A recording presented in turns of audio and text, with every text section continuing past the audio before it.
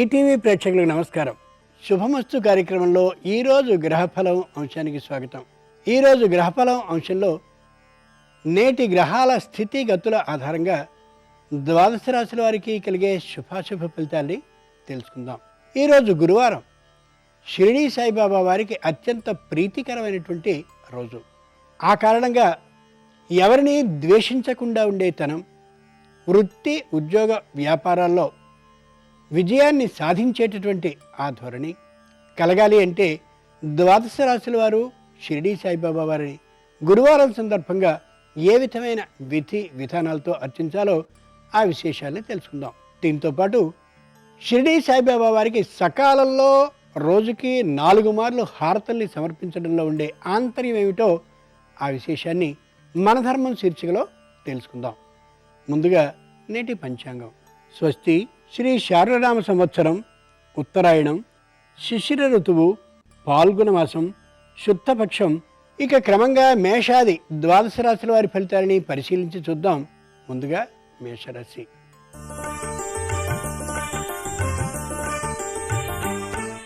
ఈరోజు మేషరాశి వారి ఫలితాలని పరిశీలించి చూస్తే సమష్టి నిర్ణయాల్ని తీసుకోవడం చాలా అవసరం. ఆరోగ్యం చక్కగా ఉంటుంది. ఏ విధమైన ఆవేశాలు లేకుండా ఉండగలుగుతారు. దాంపత్య భావం చక్కగా ఉండేటటువంటి కారణంగా కుటుంబం ఆహ్లాదకరమైనటువంటి జీవితాన్ని గడుపుతుంది. పెట్టుబడుల్ని పెట్టేటటువంటి సందర్భంలో తొందర పడకపోవడం కారణంగా వ్యాపారం అభివృద్ధి దిశగా ప్రయాణిస్తుంది. ఎవ్వరూ కూడా వాద వివాదాల ధోరణికి వెళ్ళరు. మానసికమైనటువంటి ప్రశాంతతకి ప్రాముఖ్యాన్ని ఇస్తూ ఉంటారు. అన్నదమ్ముల మధ్య సంబంధ బాంధవ్యాలు మరింతగా పెరిగే అవకాశం ఉంది ఈ రోజున. ఈరోజు మేషరాశి వారి అదృష్ట సంఖ్య 3. ధరించవలసిన దుస్తుల రంగు తెలుపు. గురువారం సందర్భంగా మేషరాశి వారు షిరిడీ సాయిబాబా వారిని పసుపు అక్షతలతో అర్చించినట్లయితే ఉద్యోగంలో అభద్రతాభావం పూర్తిగా తొలగిపోతుంది.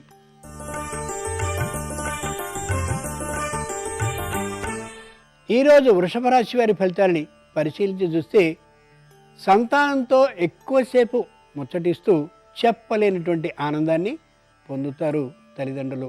ఆరోగ్యం చక్కగా ఉంటుంది. తాత్కాలికంగా వచ్చిన అనారోగ్యానికి ఔషధ సేవని చేసుకుంటూ ఆరోగ్యాన్ని పరిరక్షించుకోగలుగుతారు కూడా. 2వ శస్త్రచికిత్స చేసుకోవాలనేటువంటి ఆలోచన ఎవరికైనా కానీ వైద్యులు చెప్పి ఉన్నట్లయితే తొందరగా చేయించుకోవాలనేటువంటి ఆలోచనకి వస్తారు. ఆర్థికంగా పుష్టిగా ఉండే కారణంగా రుణాన్ని చేయవలసిన అవసరం ఏమాత్రం ఉండదు. అంతేకాక రుణాన్ని ఇచ్చేటటువంటి ఆలోచనకి పూర్తి దూరంగా ఉంటారు. మొగమాటం లేకుండా ఉన్నది ఉన్నట్టు స్పష్టంగా తెలియజేయగలుగుతారు. గుంభనగా కుటుంబానికి సంబంధించిన విశేషాలన్నింటినీ ఉంచుతూ కుటుంబంలో సామరస్య భావాన్ని బాగా పెంపొందించుకోగలుగుతారు ఈ రోజున ఈ రాశివారు. ఈరోజు వృషభ రాశి వారి అదృష్ట సంఖ్య 5. ధరించవలసిన దుస్తుల రంగు నలుపు. గురువారం సందర్భంగా వృషభ రాశి వారు షిరిడీ సాయిబాబా వారిని రూపాయి నాణాలతో కానీ అర్చించినట్లయితే వ్యాపారంలో చక్కని లాభాలు కలుగుతాయి.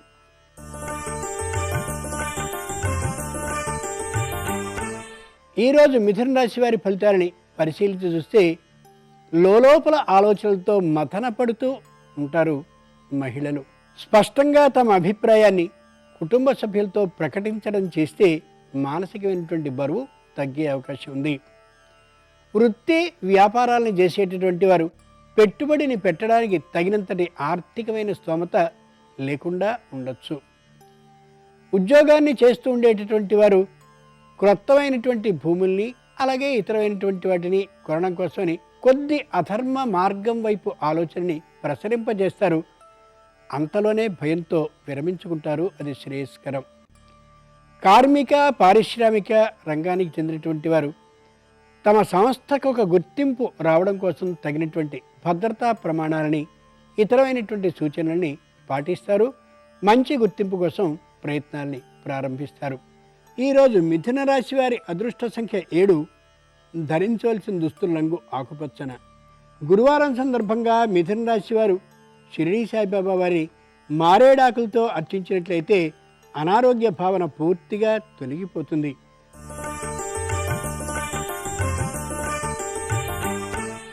ఈరోజు కర్కాటక రాశి వారి ఫలితాలని పరిశీలించి చూస్తే మానసికంగా చాలా ఉత్సాహంగా ఉండగలుగుతారు.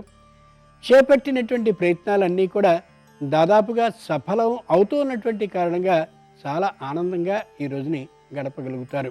కుటుంబ సభ్యులందరికీ అన్ని విషయాల్ని తెలియచేసి మాత్రమే చేస్తున్నటువంటి కారణంగా విరోధభావం ఎవరిలోనూ ఉండదు. వృత్తి వ్యాపారాలను చేసేవారు, అలాగే కార్మిక పారిశ్రామిక రంగానికి చెందినటువంటి వారు భాగస్వాములతో కలిసి నిర్ణయించి చర్చించి ఆ మీదటే ఓ నిర్ణయాన్ని ప్రకటించేటటువంటి కారణంగా ఏ విధమైనటువంటి విరోధ బుద్ధులు ఉండవు, అభిప్రాయ భేదాలు ఏమాత్రం ఉండవు. ముఖ్యంగా సంతానం ఆర్థికంగా బలంగా ఉండేందుకోసమని తగినటువంటి వ్యాపారం కోసం అలాగే ఉద్యోగం కోసం ప్రయత్నాన్ని చేస్తూ ఉండొచ్చు. ప్రయత్నాలు నేటికి సఫలం కాకపోవచ్చునేమో, కానీ ప్రయత్నాలు మాత్రం సఫలం తొందరలోనే అయ్యే అవకాశం ఉంది. ఈరోజు కర్కాటక రాశి వారి అదృష్ట సంఖ్య 9. ధరించవలసిన దుస్తుల రంగు పసుపు పచ్చన. గురువారం సందర్భంగా కర్కాటక రాశి వారు షిరిడీ సాయిబాబా వారిని తులసీ దళాలతో అర్చించినట్లయితే శుభకార్య ప్రయత్నాలు దగ్గర పడతాయి, బలపడతాయి, విజయం సాధింపబడుతుంది.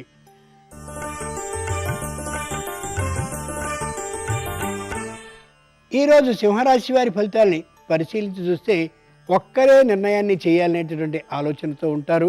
అది మంచిదే మాత్రము కాదు. కుటుంబ సభ్యులందరూ కూడా నిర్ణయాన్ని ప్రకటించవలసిందని అడిగినప్పటికీ కూడా ఏ విధంగానూ కుటుంబ సభ్యులు తమ నిర్ణయాన్ని చెప్పే అవకాశం ఈ రోజుకి ఉండకపోవచ్చు.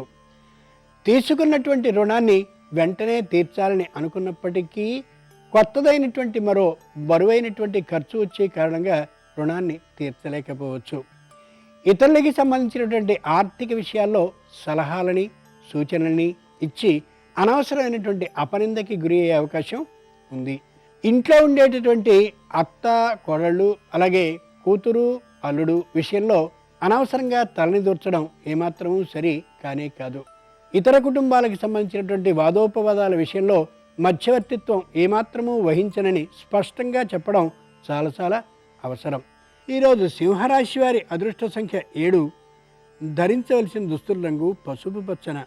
గురువారం సందర్భంగా సింహరాశి వారు షిరిడీ సాయిబాబా వారిని తమలపాకులతో అర్చించినట్లయితే ఉద్యోగపరమైనటువంటి ఒత్తిళ్లు తొలగిపోతాయి.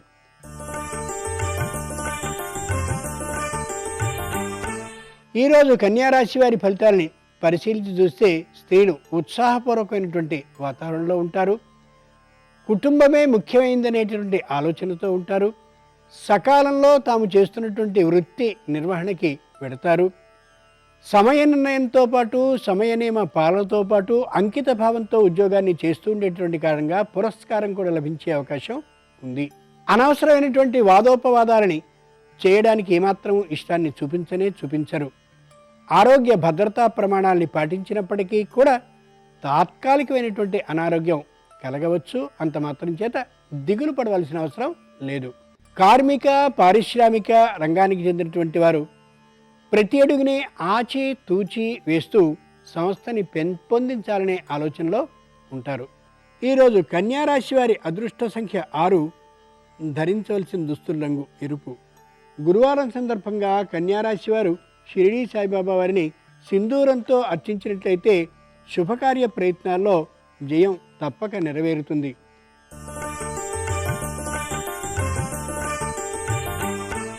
ఈరోజు తులారాశి వారి ఫలితాలని పరిశీలించి చూస్తే రావలసినటువంటి బకాయిలు కాంట్రాక్టర్లకు వచ్చే అవకాశం ఉంది. వెంటనే స్థలాన్ని కొనేయడం లేదా ఇంటిని కట్టేయడం వల్ల అనవసరమైనటువంటి అపనింద కలిగే అవకాశం ఉంది. ఆలోచించి ప్రవర్తించాలి. రాజకీయ రంగానికి చెందినటువంటి వారు తమ అభిప్రాయాన్ని సూటిగా చెప్పేయడం వల్ల కొన్ని ఇబ్బందులు ఉంటాయి కాబట్టి లౌక్యాన్ని పాటిస్తూ ఉండడం ఎంతైనా అవసరం. న్యాయస్థానాల్లో ఏవైనా అభియోగాలు ఉన్నట్లయితే రాజీ మార్గాన్ని అవలంబించడం వల్ల విశేషమైనటువంటి ఫలితం లభించి తీరుతుంది. అకస్మాత్తుగా వినబోయేటటువంటి శుభవార్త కుటుంబం నిండా ఆనందాన్ని వెల్లివిరిసేలా చేయొచ్చు. గృహోపయోగ సామగ్రిని అలాగే విలాస వస్తువుల్ని కొనాలనేటటువంటి ఆలోచనకి వస్తారు. అయితే అది నేటికి సాధ్యపడకపోవచ్చు. ఈరోజు తులారాశి వారి అదృష్ట సంఖ్య 4. ధరించవలసిన దుస్తుల రంగు నలుపు. గురువారం సందర్భంగా తులారాశి వారు షిరిడీ సాయిబాబా వారిని కుంకుమాక్షతలతో అర్చించినట్లయితే రుణ సమస్యలు క్రమంగా తొలగిపోతాయి.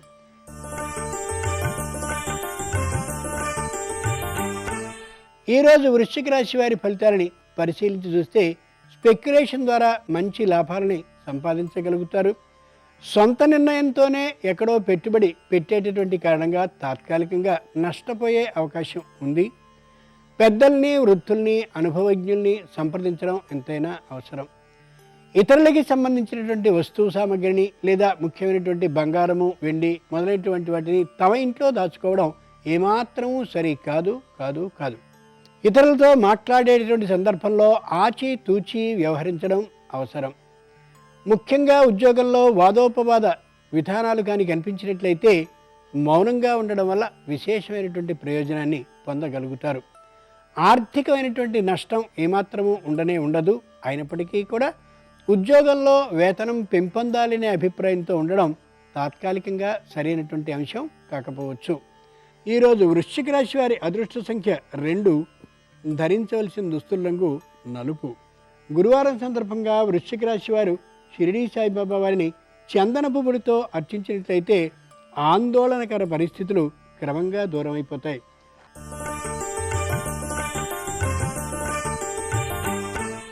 ఈరోజు ధనురాశి వారి ఫలితాలని పరిశీలించి చూస్తే మానసికంగా బలంగా ఉంటారు మహిళలు. ఆర్థికంగా బలంగా ఉంటుంది సంసారం. వృత్తి వ్యాపారాలను చేసేటటువంటి వారు మంచి పెట్టుబడిని పెట్టగలుగుతారు. అయితే సరుకు సకాలంలో రాకపోయేటటువంటి కారణంగా వ్యాపారం పూర్వంలానే మధ్యమంగానే ఉండే అవకాశం ఉంది. గృహ నిర్మాణాలను చేసేటటువంటి వారు, అలాగే ఇతరమైనటువంటి మార్గాలను వేయడం మొదలైనటువంటి కాంట్రాక్ట్ పనులు చేసేటటువంటి వారు సరైనటువంటి వస్తు సామగ్రి సకాలంలో దొరకనటువంటి కారణంగా పనుల్ని సకాలంలో పూర్తి చేసుకోలేకపోతారు. ఈ కారణాలని పైవారు అంగీకరించకపోవచ్చు. కట్టవలసినటువంటి పన్నులన్నింటినీ సకాలంలో కట్టడం అవసరం. కార్మిక పారిశ్రామిక రంగానికి చెందినటువంటి వారు నోటి దురుసుతనంతో అనవసరంగా న్యాయస్థానం దాకా వెళ్ళేటువంటి సమస్యని తెచ్చుకునే అవకాశం ఉంది. నిరుద్యోగులు గట్టి ప్రయత్నాలు కానీ చేసినట్లయితే ఉద్యోగ లాభం తొందరలో వచ్చే అవకాశం ఉంది. ఈరోజు ధనురాశి వారి అదృష్ట సంఖ్య 1, ధరించవలసిన దుస్తుల రంగు తెలుపు. గురువారం సందర్భంగా ధనురాశి వారు షిరిడీ సాయిబాబా వారిని విభూతితో అర్చించినట్లయితే తప్పక ఆర్థికమైన లాభం కలిగి తీరుతుంది.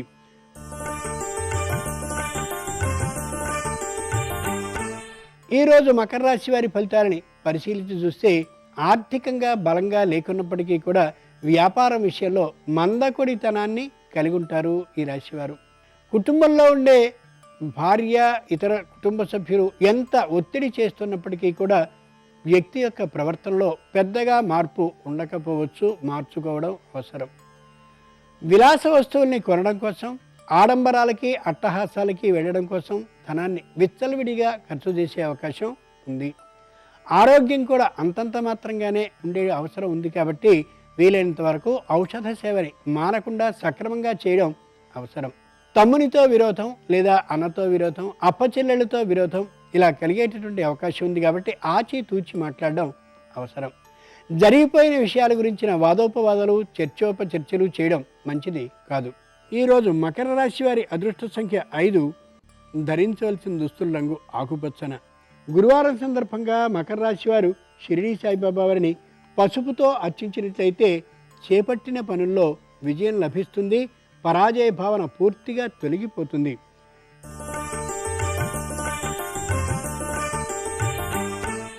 ఈరోజు కుంభరాశి వారి ఫలితాలని పరిశీలించి చూస్తే రావాల్సినటువంటి బకాయిల వసూలు కోసమని తీవ్రమైనటువంటి స్థాయిలో మాట్లాడే అవకాశం ఉంది. తద్వారా అనవసరమైనటువంటి ఇబ్బందికి గురయ్యే అవకాశం కూడా బలంగా ఉంది. తమ వద్ద పనిచేస్తూ ఉండేటటువంటి క్రింది ఉద్యోగుల పట్ల దురుసుభావంతో ఉండడం ఏమాత్రమూ సరి కాదు. ముఖ్యంగా నేత్రానికి సంబంధించిన, నడుము, కీళ్ళు మొదలైనటువంటి వాటికి సంబంధించిన అనారోగ్యం సంప్రాప్తించే అవకాశం ఉంది. కాబట్టి వైద్యుడిని సంప్రదించడం అవసరం. ఇంతకుముందే ఔషధ సేవని కానీ చేస్తూ ఉన్నట్లయితే ఆ సందర్భంలో కూడా అనారోగ్యం తగ్గనటువంటి సందర్భంలో వెంటనే వైద్యుడిని సంప్రదించడం లేదా వైద్యుడిని మార్చుకోవడం అవసరం. ముఖ్యంగా కూరగాయలు అలాగే ఫలాలు సంబంధించినటువంటి తోటల్ని నిర్వహించుకుంటూ ఉండేవారు. ఎప్పటికప్పుడు వాటి యొక్క ఆరోగ్యాన్ని పరిశీలించుకోవడం చాలా చాలా అవసరం. ట్రాన్స్పోర్ట్ రంగానికి చెందినటువంటి వారు, అలాగే దర్జీ పని చేసేటటువంటి వారు, బంగారపు వెండి పనులు చేసేటటువంటి వారు ధర్మబద్ధంగా ఉండడం వల్ల అధికంగా ఆర్జించగలుగుతారు. ఈరోజు కుంభరాశి వారి అదృష్ట సంఖ్య 7, ధరించవలసిన దుస్తుల రంగు నలుపు. గురువారం సందర్భంగా కుంభరాశి వారు షిరిడీ సాయిబాబా వారిని కుంకుమతో అర్చించినట్లయితే కుటుంబంలో అసహన పరిస్థితులు కలగనే కలగవు.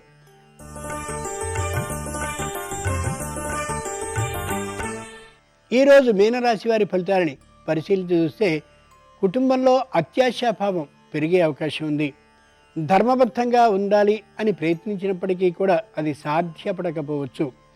ఆస్తి విషయాలకి సంబంధించిన పంపకాలు వచ్చినప్పుడు మొగమాటం లేకుండా తమ అభిప్రాయాన్ని సూటిగా చెప్పడం చాలా మంచిది, నిదానమైనటువంటి శైలిలో. ఇతరుల గురించినటువంటి అపోహలతో ఉండడం ఏమాత్రమూ సరైనటువంటి అంశం కాదు. చాడీలేని విని ఒక అభిప్రాయానికి రావడం పూర్తిగా మానుకోగలగాలి. ఇంతకుముందు ఏదైనా బంగారాన్ని, వెండిని లేదా ఇంటిని తాకట్టుగాని పెట్టి ఉన్నట్లయితే దాన్ని తీసుకోవడం కోసం ప్రయత్నం చేస్తారు, కానీ అది ఈ రోజుకి సాధ్యపడకపోవచ్చు. పొలాలకి సంబంధించినటువంటి మరమ్మతుల్ని చేసుకోవడానికి ఇది అనుకూలమైనటువంటి కాలం. ఈరోజు మీనరాశి వారి అదృష్ట సంఖ్య 8, ధరించవలసిన దుస్తుల రంగు తెలుపు. గురువారం సందర్భంగా మీనరాశి వారు షిరిడీ సాయిబాబా వారిని పట్టిక బెల్లపు ముక్కలతో అర్చించినట్లయితే మనోబలం బాగా పెరిగే అవకాశం ఉంది. దైవానికి పూజలో భాగంగా హారతిని సమర్పించడం అనేది ఒక అంశం. షిరిడీ సాయిబాబా వారికి అందున సకాలంలో ఉదయ, మధ్యాహ్న, సాయాహ్న, రాత్రి వేళల్లో 4 మార్లు హారతుల్ని సమర్పిస్తారు. దీని అంతరర్థం ఏంటో మన ధర్మం శీర్షికలో ఇప్పుడు తెలుసుకుందాం.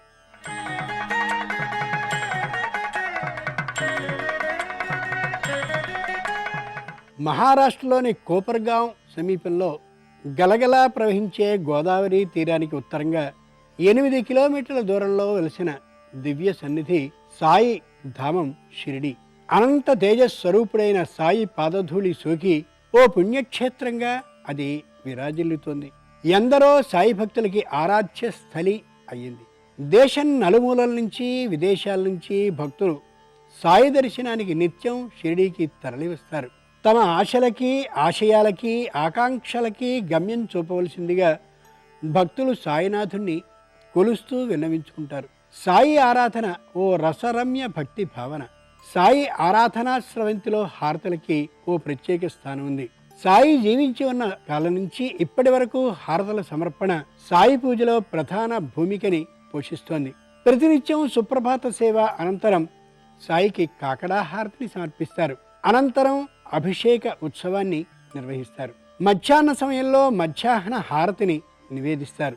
సాయం సమయంలో ధూప హారతిని సభక్తికంగా సమర్పిస్తారు సాయికి.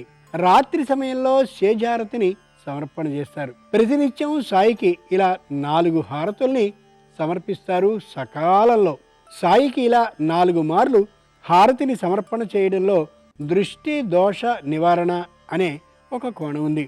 మరో నేపథ్యం ఏమంటే, యుగాల్లో 4వ యుగమైన కలియుగంలో ధర్మాన్ని 4 పాదాల్లో నడిచేలా తన భక్తులు కృషి చేయాలని సాయి అంతర్లీనంగా సందేశం ఇచ్చినట్టుగా భావించవచ్చు. ఇలా సాయికి నిర్వహించే ప్రతి ప్రక్రియలోనూ ఆధ్యాత్మిక సందేశం తప్పక ఇమిడి ఉంటుంది.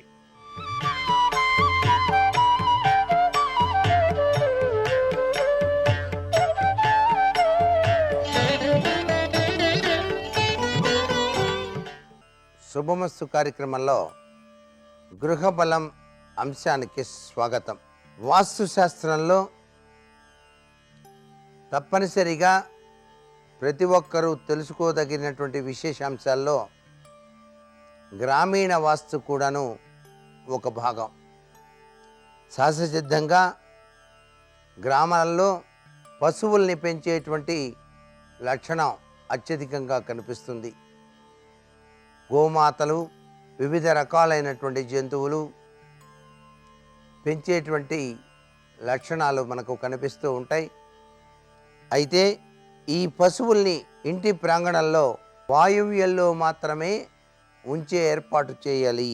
వేరే ఎక్కడ ఉన్నప్పటికీ పశు సంపద అనేటువంటిది తగ్గిపోవటానికి ఆస్కారం అత్యధికంగా కనిపిస్తుంది వాస్తుశాస్త్ర రీత్యా.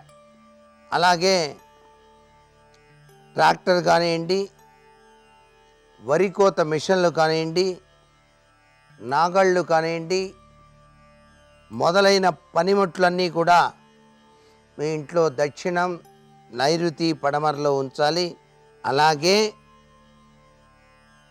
ఫ్లోరింగ్ విషయంలో కూడాను రోడ్డు కన్నా ఎత్తులోనే ఫ్లోరింగ్ కూడా ఉండాలి. ఇంటి లోపలి గోడలకు తెలుపు తప్ప వేరే ఏ రంగులు అంత గొప్పగా వాడకూడదు. వాడాలి అనుకున్నప్పుడు ఏ రంగు ఎటువంటి సత్ఫలితాన్ని ప్రసాదిస్తుందో తెలుసుకొని వాడండి. సైకిల్, స్కూటర్, మోటార్ సైకిల్ మొదలైనటువంటివి ఇంటిలో ఎక్కడ పెట్టినా పర్వాలేదు అని చెప్పేసి భావిస్తారు ప్రతి వాళ్ళు. కానీ కారు కానివ్వండి, జీపు కానివ్వండి, వ్యాను కానివ్వండి అని ఉంటే ఈశాన్యం, ఆగ్నేయం, వాయువ్యం, దక్షిణ, నైరుతి దిశల్లో మాత్రం పెట్టకూడదు. వ్యాన్ గనక ఉన్నట్లయితే వాటిని ఈశాన్యం వైపు కానీ, ఆగ్నేయం వైపు కానీ, వాయువ్యం వైపు కానీ, దక్షిణ నైరుతి దిశలో కానీ ఉంచకండి. గడ్డివాములు, సొప్ప, ఇతర పశు ఆహారం ఏదైనా సరేనండి దక్షిణం, నైరుతి, పడమర దిశల్లో మాత్రమే ఉండాలి. ఇవన్నీ ఆ దిశల్లో ఏర్పాటు చేసుకోవాలి. పంట ధాన్యం విలువ పడమర, ఉత్తర, వాయువ్యం, దక్షిణం దిశల్లో మాత్రమే మంచిది. ఇతర ఏ సామాగ్రి అయినా ఈశాన్యం, తూర్పు, ఆగ్నేయం, దక్షిణ, నైరుతి, పశ్చిమ, వాయువ్యం దిశల్లో ఉండకూడదు. ఏ సామాగ్రులైనా సరే ఇంటి ప్రాంగణంలో ఈ దిశల్లో ఉండరాదు అని చెప్పేసి మనకు శాస్త్రం చెప్తుంది. ఇతర విషయాలు ఏమైనా సరే వ్యక్తిగతంగా ఇల్లు, షెడ్డు మొదలైనటువంటి వ్యాపార స్థలం చాలా చక్కగా కలిసి వస్తుంది. వారి వృత్తికి అవసరమయ్యేటువంటి సామాన్లను చూసుకోవాలి, లేదా యజమాని అడిగి తెలుసుకోవడం చాలా మంచిది.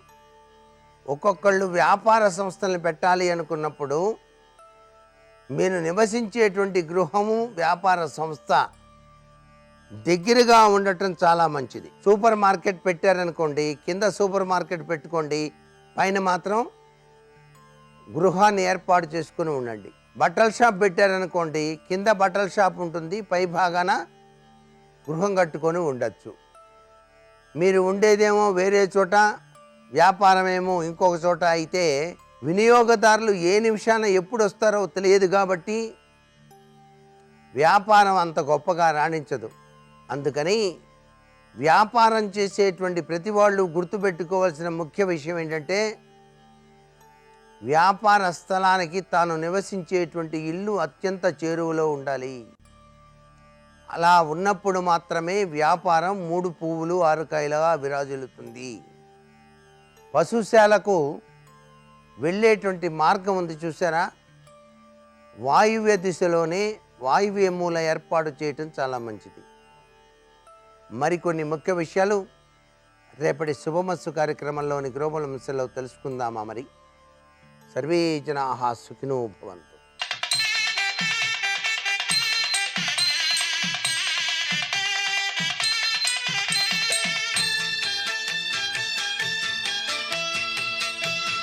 శుభమస్తు కార్యక్రమంలో శ్రీరస్తు అంశానికి స్వాగతం.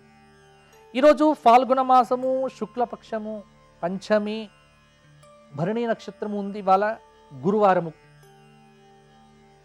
భరణి శ్రాద్ధము అని పెట్టడం ఒకటి. రెండవది, ఫాల్గుణ మాసంలో శుక్లపక్ష పంచమి ఏదైతే ఉన్నదో దీన్ని కూడా పెద్దలు శ్రీ పంచమి అని పిలిచారు. అంటే లక్ష్మీ అనుగ్రహాన్ని ఇచ్చేటువంటి పంచమి అని ఈనాటి పంచమికి పేరు.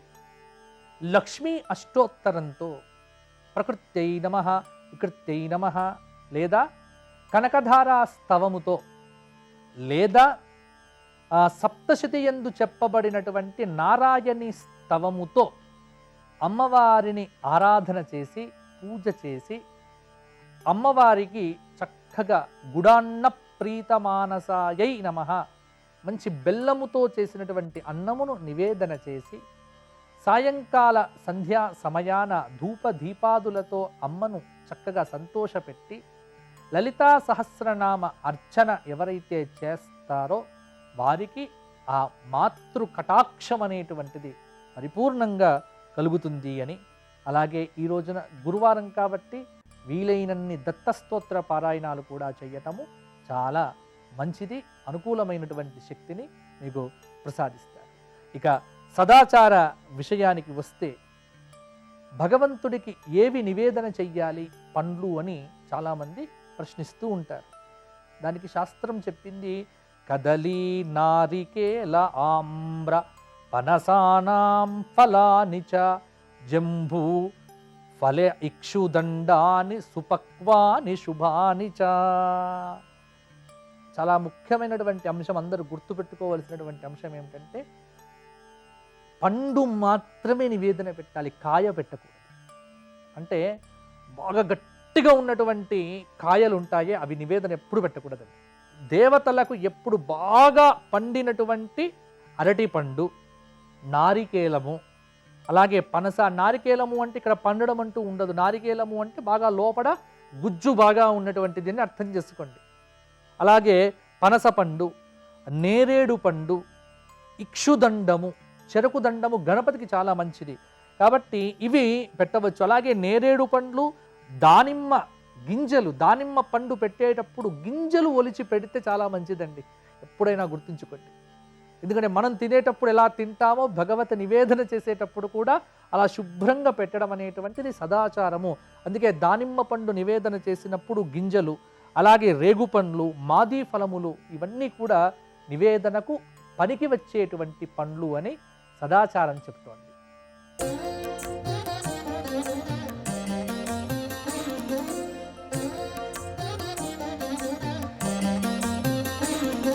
శుభోదయం. శుభమస్తు కార్యక్రమంలో విజయోస్తు అనే అంశానికి స్వాగతం. ఏం చేస్తే అందరూ మనల్ని విజయోస్తు అని ఆశీర్వదించగలుగుతారు? ఆయుర్వేద పరంగా ఎటువంటి ఆహారాలు స్వీకరించాలి, ఆధ్యాత్మిక పరంగా ఎలాంటి సాధనలు చేయాలి, భౌతికంగా ఎలాంటి పనులు చేపట్టాలి, వృత్తి, ఉద్యోగం, వ్యాపారం ఇలా ఏ రంగంలోనైనా ఉన్నత ప్రమాణాలు సాధించగలగాలి అంటే ఏం చెయ్యాలి? చేసే ఏ పని అయినా కూడా సమర్థవంతంగా పూర్తి చేయగలగాలి. వాహనాన్ని నడిపే సమయంలో మనస్సు వాహనం పైన లగ్నం చేయాలి. లేక మన వృత్తి వ్యాపార రంగాలలో ఎక్కడైనా ఉన్నాం అనుకుంటే కొట్టు, పచారీ కొట్టు, దుకాణం, వ్యాపారం, ఫ్యాక్టరీ ఏదైనా కూడా ఆయా క్షేత్రాలలో పనిచేసే సమయంలో యాంత్రిక సామాగ్రి పైన మనస్సు లగ్నం చెయ్యాలి. అలాగే చదువుకునే విద్యార్థులకు పుస్తకం పైన మనస్సు లగ్నం కావాలి. గృహిణికి వంటింట్లో లగ్నం కావాలి. అలాగే ఒకవేళ ఆ ఇల్లాలు ఉద్యోగస్తురాలు అయిన పక్షంలో చేసే పని పట్ల మనస్సు లగ్నం చేయాలి. అంటే అన్నిటికీ మూల కారణం కంటి చూపు, దృష్టి.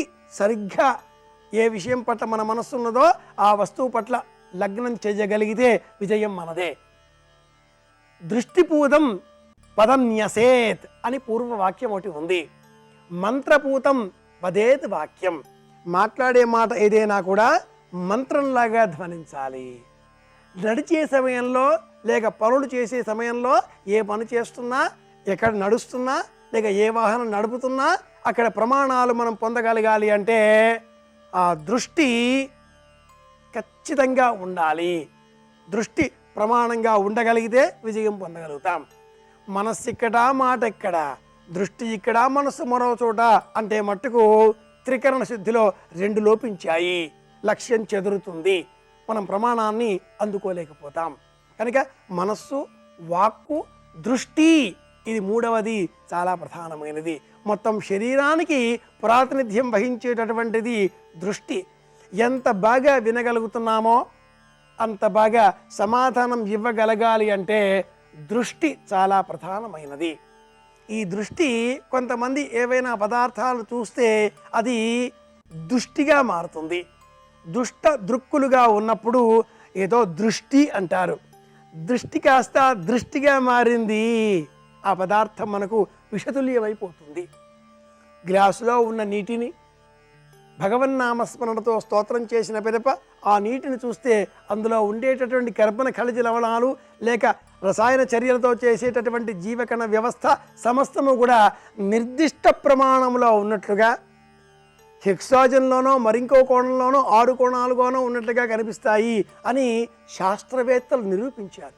అలా కాకుండా చెదరిన మనసుతో లోకాలకు అపకారం చేద్దాం అనే దృష్టితో, స్వార్థభూతమైనటువంటి ఆలోచనలతో, అంతా నాగా కావాలి అనేటటువంటి ఆశాజనక దృక్కులతో ఆ నీటిని చూచిన, ఆహార పదార్థాన్ని తిలకించిన ఆ పదార్థంలో ఉండే కణ వ్యవస్థ మొత్తం కూడా చిన్న భిన్నమవుతుంది అని కూడా ఆధునిక శాస్త్రవేత్తలు చక్కగా నిరూపించి ఉన్నారు. అంటే మంత్రం, దృష్టి రెండు ఎంత ప్రధానమైనవో మనం గుర్తించవచ్చు. గురువారం నాడు అలా శక్తివంతమైన దృష్టి మనం పొందే నిమిత్తమై మేడి పండ్లు దానం ఇవ్వాలి, మేడి మొక్క పెంచే ప్రయత్నం చేయాలి, మేడి మొక్కకు నమస్కారం చేయాలి, లేదా అంజీర్ పండును కాసింత అయినా మనం తినాలి, అలాగే ఇతరులకు కాసింత అయినా అంజీర్ పండు బహుమతిగా అందజేయాలి అని కూడా సనాతన ధర్మం పరిహార విజ్ఞానంలో ఒక మార్గాన్ని బోధించింది. విజయ పథంలో, విజయ మార్గంలో నేనొక్కడినే విజయం పొందితే సరిపోదు, నాతో పాటు 10 మందికి విజయాన్ని అందించే విధంగా నా ప్రయత్నాలన్నీ కూడా ఉండాలి, సమాజం అంతా నాతో పాటు నడవాలి అనే ఆలోచన కల వారికి పరిహార విజ్ఞానం ఇంకొక పరిష్కారాన్ని కూడా సూచిస్తుంది. అది జామ పండును ఈరోజు అందరితో పంచుకోవడం. గురువారం నాడు జామ పండును అందరితో కూడా పంచుకుంటే మనోబలం పెరుగుతుంది, మన మంచి కోరే వారి సంఖ్యను మనం పెంచుకుంటున్నాం అని కూడా సంప్రదాయం తెలియజేస్తుంది. అమృత ఫలం అని ఈ పండుగ పేరు. మృతత్వము లేనటువంటిది, ఆనందం కలిగించేది, అందరికీ క్షేమం కలిగించేది, అందరి మధ్య సమష్టి భావనలను పెంచేది, గురుత్వ లక్షణాన్ని కలిగి ఉండేది. ఆయుర్వేద పరంగా మనలో గురుత్వ లక్షణాన్ని పెంపొందింపజేస్తూ కూర్చునే బుద్ధిని పెంపొందింపజేసేది కనుకనే జామ పండుకు అమృత ఫలం అన్న పేరును ఆరోగ్య శాస్త్రం కూడా ఇలా సూచిస్తుంది. ఆధునికంగా, ఆరోగ్యపరంగా, ఆధ్యాత్మికంగా, శాస్త్రీయ కోణాలలో ఎన్ని విధాలుగా చూసినా కూడా శిఖరాయమానమైనటువంటి పద్ధతి ఒకటే, అది ఆత్మవిశ్వాసాన్ని పెంపొందింపజేసుకోవడం కోసం విజయ మార్గాన్ని అనుసరించడం. ఈ విజయ మార్గం ఇది అని మనకు బోధించేదెవరు? పెద్దలు, తల్లి, తండ్రి, ఆచార్యుడు, లేక మన మంచి కోరే వారంతా ఎవరైతే మన చుట్టూరా ఉంటారో వాళ్ళు చెప్పేటటువంటి మాటలు.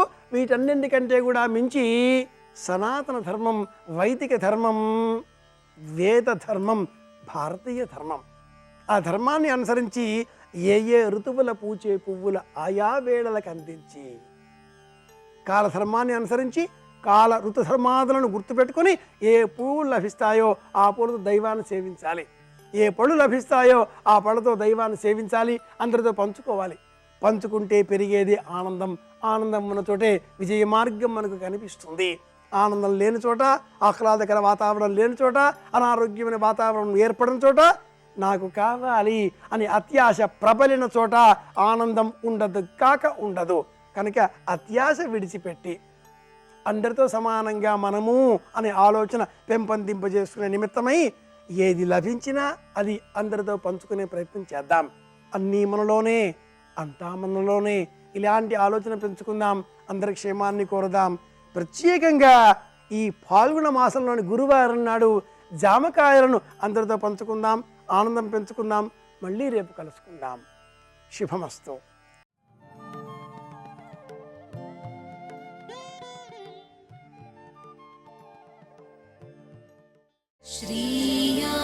श्रीयाञ्जनेयं प्रसन्नाञ्जनेयं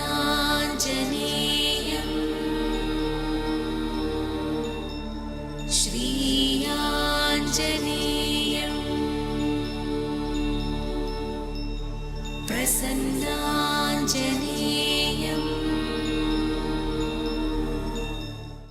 మహానుభావుడు నిజంగా ఆయన మాట, ఆయన వినయం, అబ్బబ్బబ్బా!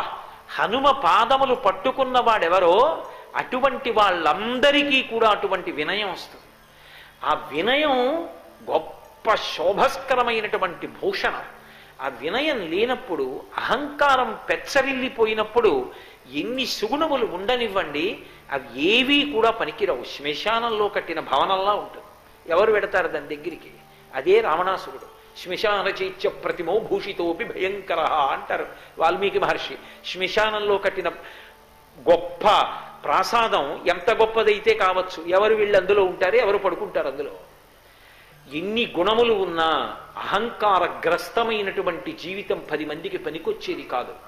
వినయం ఎక్కడుంటుందో అక్కడ లోకానికి పనికొస్తారు. ఆ వినయానికి రాశీభూతమైన వ్యక్తి, ఆ వినయానికి పరాకాష్ఠ, ఆయన పాదములు పట్టుకుంటే వినయం ఇవ్వగలిగినటువంటి వారు స్వామి హనుమ. ఆయన బుద్ధి వైభవం అంటారా, అసలు పరమాద్భుతం. అందుకు కదూ ఆయన గురించి చెప్తూ మనోజవం మరుతతుల్య వేగం జితేంద్రియం బుద్ధిమతాం వరిష్టం. ఆయన వంటి బుద్ధిమంతుడు లోకంలో ఎవరు ఉండడు. ఎంత కీలకమైన సన్నివేశం కానివ్వండి, ఆయన విచారణ చేసేటటువంటి తీరు పరిశీలనం చేస్తే అబ్బా ఏమి అద్భుతమైనటువంటి బుద్ధి రాయింది అనిపిస్తుంది. అంత గొప్ప ఆలోచన చేస్తారు. ఆలోచన వెంటనే దానికి పరిష్కారం. ఎన్ని సందర్భాలు, ఒకటా రెండా? శ్రీరామాయణంలో లంకాపట్టణంలోకి వెళ్ళారు ఆయన. ఆ కాంచన లంక చూశారు. అయ్య బాబోయ్, ఏమిటి కాంచన లంక! అసలు బంగారు స్తంభాలకి వజ్రాలను ఆచ్ఛాదన చేశారు. మహర్షి ఒక చోట ఒక అద్భుతమైన ప్రయోగం చేశారు. సవీష్మజాలం బలవాన్ దదర్శామ్యసక్త వైఢూర్య సువర్ణజాలం యదా మహత్స్రా వృషిమేఘజాలం విద్యుచ్చినద్ధం సవిహంగజాలం అన్నారు. రావణాసురుడి యొక్క అంతఃపురంలో పుష్పక విమానంలో ఒక కిటికీకి ఒక తెర ఉంది, ఒక పరద. ఆ పరద చూడ్డానికిట చాలా బలంతో హనుమ చూడవలసి వచ్చింది. ఎందుకని అంటే మేఘమండలం మీద పక్షుల బారు వెడుతుంటే ఎంత అందంగా ఉంటుందో మీరు ఎప్పుడైనా చూశారో లేదో నాకు తెలియదు. నల్లటి మబ్బు పట్టి ఆకాశం ఉంటే కొంగల బారు వెడుతుంది. వెడుతున్నప్పుడు కంటి చూపు వెళ్ళినంతసేపు వెడుతుంటే కొంగల బారు వివిధ రకాలైనటువంటి ఆభరణమా ఆకాశానికి అన్నట్టు, ఒకసారి ముత్యాలహారం వేసినట్టు, ఒకసారి వడ్డానంలా అలా మారిపోతుంది. ఆ పరద కదిలితే ఎలా ఉంటుందంటేట, ఆకాశం మీద మబ్బుల బారు వెడుతున్నట్టుగా ముత్యాల పరదాకి పెట్టబడినటువంటి ఆ వైఢూర్యములతో చేయబడినటువంటి పరద కదిలితే అలా ఉంటుందట. ఒక కిటికీ పరద అలా ఉంటుంది రావణాసురుడి అంతఃపురంలో. దాన్ని సవీష్మజాలం బలవాన్ దదర్శ. అంత బలంతో చూశారు ఆయన. అంత బలంతో చూడడం అంటే ఏమిటి? చూడ్డానికి బలం ఎందుకండి అంటే, కన్ను అక్కడే నిలబడిపోయి, మనసు అక్కడే నిలబడిపోయి, ఎందుకు వచ్చాడో మరిచిపోకుండా ఉండాలంటే బలం ఉండాలి. వచ్చింది సీతాన్వేషణానికి, ఆ తెరలు తలుపులు చూడడానికి కాదు. అలా తల తిప్పుకోవడానికి అంత బలంగా చూడవలసి వచ్చింది. అంటే ఆ లంకాపట్టణం ఎంత అందంగా ఉంటుందో చూడండి. అక్కడ ఉన్న రాక్షసులు అంత బలవంతులు, విచ్చుకత్తులు పట్టుకు తిరుగుతూ ఉంటారు. అందున సీతాపహరణార్థైన రావణేన సురక్షిత. సీతమ్మను అపహరించి తెచ్చాడేమో రావణుడు మరింత జాగ్రత్తగా ఉన్నాడు. ఆయన అక్కడికి వెళ్ళి చూసి, అయ్య బాబో ఏమి కాంచన లంక! చతుర్నామేవ హతిం రావణానాం మహాత్మనాం మాలిపుత్రస్య నీలస్య మమరాజ్ఞశ్చ ధీమతః. ఈ లంకాపట్టణానికి ఎవరు వస్తారు? 4 వస్తారు. మహా వస్తే నేను వస్తాను, మా ప్రభువు సుగ్రీవుడు వస్తాడు, యువరాజు అంగదుడు వస్తాడు, వాలిపుత్రస్య నీలస్య నీలుడు వస్తాడు. ఆఖరికి ఇమామపై ఈ లంకాపట్టణం ఇంత దుర్భేద్యంగా ఉంది, ఇక్కడికి రాముడే రానివ్వండి. వస్తే మాత్రం రాముడు మాత్రం ఏం చేయగలడు ఇక్కడ? ఇంత దుర్భేద్యంగా ఇన్ని కోట్ల మంది రాక్షసులతో ఉంటే అని వెంటనే అనుకుంటారు, ఇది నాకు అనవసరమైన ఆలోచన. లంక ఎలా ఉందో చూడడం, సీతమ్మ జాడి కనిపెట్టడం. ఇక్కడికి వాడొస్తాడా వీడొస్తాడా నాకెందుకు? భూతాశ్చార్ధా విపద్యంతే దేశకాల విరోధిత అర్ధానర్ధాంతరే బుద్ధిర్ నిశ్చితాపి నిజోభతే ఘాతయంతి కార్యాణి దూతాహ పండితమానిన. ఆయన రాలేడు, ఈయన రాలేడు, నేనొచ్చాను అని 10 మాటలు అనుకుంటే అహంకారం వచ్చి, అహంకారం ఉన్నటువంటి దూత ప్రభువు యొక్క కార్యక్రమాన్ని పాడు చేస్తాడు. నాకెందుకు? అది విచారించవలసిన వాడు రాముడు అంటారు. ఎంత బుద్ధిమంతుడు. ఆఖరికి ఆ లంక పట్టణానికి అధిష్టాన స్వరూపం లంకిణి అంటాను తెలుగులో, సంస్కృతంలో లంక అని అంటారు. ఆమెని నిగ్రహించినప్పుడు ఆవిడంది తలుపులు తెరిచి లోపలికి వెళ్ళమంది. ఆయన లోపలికి వెళ్ళలేదు. అద్వారేణ మహాబాహు ప్రాకారమిప్లువే ప్రవిశ్య నగరీం లంకాం కపిరాజ హితంకర. మహర్షి మరిచిపోరు. కపిరాజ హితంకర, సుగ్రీవుడి యొక్క హితాన్ని కోరిన హనుమ అన్నారు. ఏమిటి సుగ్రీవుడి యొక్క హితం? హనుమకి రావణాసురుడికి ఏమీ శత్రుత్వం లేదు అక్కడ. కానీ హనుమ యొక్క ప్రభువు సుగ్రీవుడు, సుగ్రీవుడికి ప్రభువు రాముడు. రాముడి భార్య సీతమ్మని రావణుడు అపహరించాడు. అందుకుని సుగ్రీవుడికి శత్రువు, తన ప్రభువుకి శత్రువు, తనకి శత్రువు. ఇది ఆయన ప్రాజ్ఞత. కాబట్టి శత్రువు యొక్క ఇంట్లోకి వెళ్ళేటప్పుడు, శత్రుపురంలోకి వెళ్ళేటప్పుడు రాజద్వారంలోంచి వెళ్ళకూడదు. దేవాలయంలోకి మిత్రుడింట్లోకి వెళ్ళేటప్పుడు వెనక నుంచి వెళ్ళకూడదు. వీధిలోంచే వెళ్ళాలి. రాజద్వారే రాజగృహే. వెనక నుంచి వచ్చాడు అంటే శత్రువుని గుర్తు. అందుకని రాజద్వారం లంక తెరిచినా ఆయన లోపలికి అలా వెళ్ళలేదు. వెళ్లకుండా అద్వారేణ మహాబాహు ప్రాకారమభిపుప్లువే, ఆ పైనుంచి ప్రాకారం నుంచి దూకి లోపలికి వచ్చారు. దూకి లోపలికి వచ్చేటప్పుడు కూడా కుడికాలు ముందు పెట్టలేదు.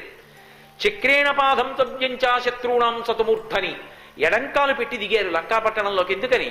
కపిరాజహితంకర, సుగ్రీవుడికి శత్రువు రావణాసురుడు కాబట్టి తనకి శత్రువు. ఎడమ పాదం పెట్టి లోపలికి వెళ్ళారు అంటే శత్రువు యొక్క తల మీద పాదం మోపినట్టు, దానివల్ల మొదటి విజయాన్ని సాధించినట్టు. తనకి అనుకూలమైంది వాతావరణం అని గుర్తు. ప్రయాణానికి వెళ్ళినా, గృహప్రవేశం చేసినా, వివాహానికి వెళ్ళినా కుడికాలు ముందు పెట్టి బయలుదేరాలి. శత్రుపురంలోకి వెడుతున్నప్పుడు ఎడమకాలు ముందు పెట్టి లోపలికి వెళ్ళాలి.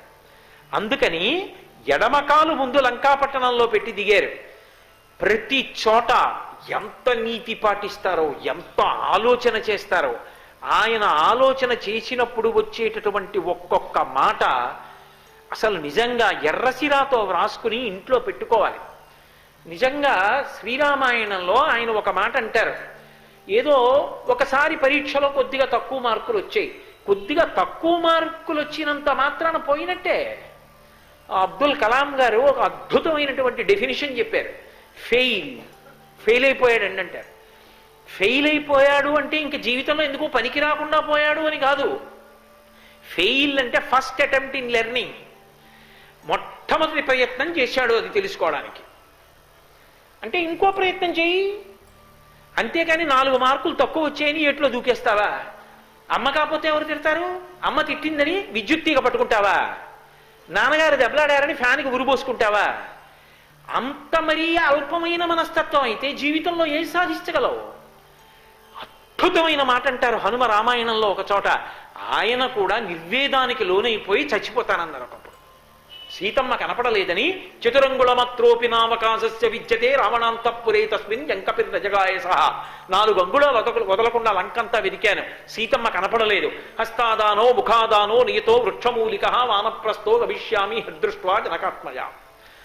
కూర్చుని ఏమీ తినకుండా ప్రాయోపవేశం చేస్తాను. చేతులుగా పడిందా తింటాను, లేదా ఊరుకుంటాను. శరీరం తనంత తాను పడిపోతుందన్నారు. మళ్ళీ ఆయనే అన్నారు, వినాశే బహవో దోషాహ జీవన్ భద్రాణి పశ్యతి. ఎంత గొప్ప మాట అండి. చచ్చిపోవడం ఏమిట్రా? చచ్చిపోతే ఏమొస్తుంది? చచ్చిపోతే ఏం రాదు. సమస్యని ఎదుర్కొంటే వస్తుంది, పరిశోధిస్తే వస్తుంది, అన్వేషిస్తే వస్తుంది. మళ్ళీ ఉత్సాహం పుంజుకుని వెతుకుతా లంకాపట్టణాన్ని. సీతమ్మ కనపడే వరకు వెతుకుతా. రామదూత హనుమాన్, శ్రీరామదూత హనుమాన్.